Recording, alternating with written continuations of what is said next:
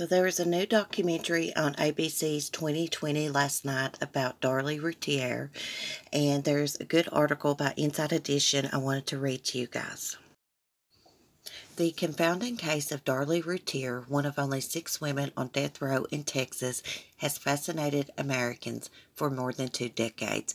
The suburban housewife was convicted of the 1996 stabbing death of one of her 2 young sons, an attack she blamed on an intruder who broke into the family's home in the wee hours and brutally stabbed Damon 5 and Devin 6 to death before attacking Darlie herself.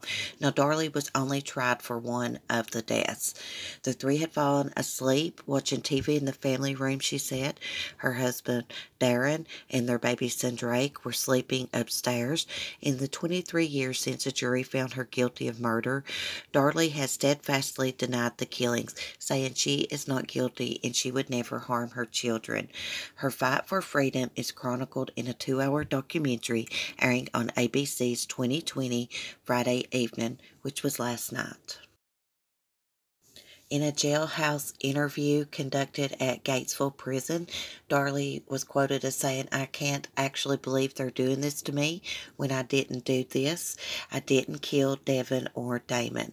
Prosecutors and police have said that one of the most damning pieces of evidence against Darlie was a video of a graveside party held for Devin 1 week after his death on what would have been his 7th birthday.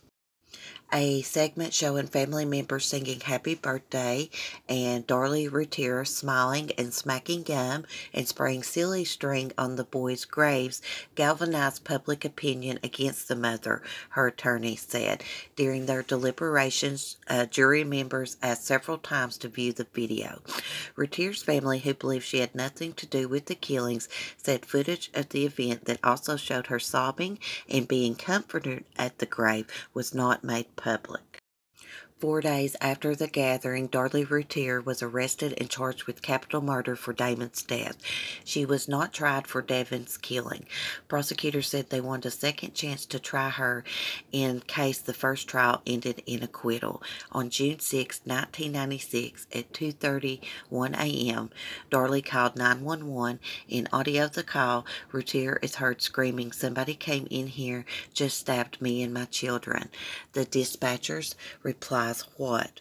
Routier's husband at the time told police he heard his wife crying and shouting and ran down the stairs to find their sons on the floor with blood everywhere. To this day, he says he doesn't believe she killed their sons. They divorced in 2011. Darlie told officers she had awakened to see a man running towards her kitchen. She followed him, but he escaped through the garage, she said. She didn't realize her sons were mortally wounded until she returned to the family room, she said. Catching a glimpse of herself in the mirror, she saw her throat had been cut.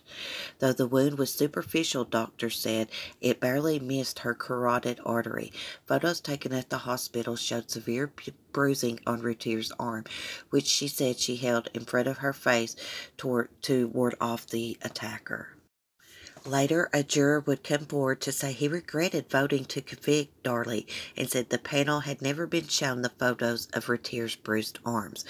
Investigators began to doubt her account after finding no blood in the garage or footprints between the garage and backyard gate, which was undisturbed. Prosecutors told jurors Routier killed her children because the couple faced severe financial problems and the mother feared her privileged lifestyle was about to end. Investigators said Routier staged the crime scene and that her injuries were self-inflicted.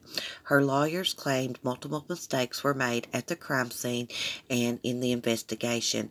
DNA testing not available at the time was recently conducted, and the results are discussed in the special.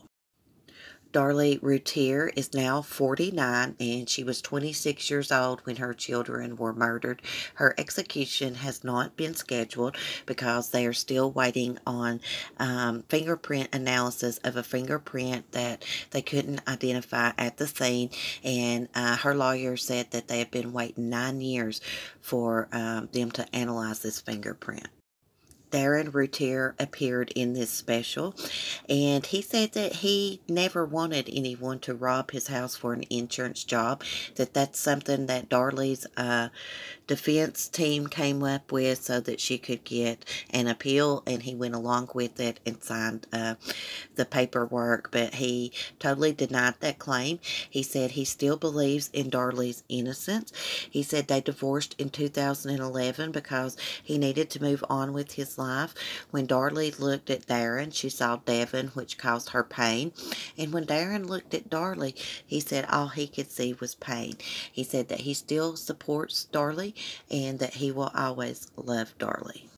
Darlie's son Drake, who is now grown, supports his mother and believes in her innocence, as well as Darlie's family and friends. They still support her, and the Innocence Project did pick up her case.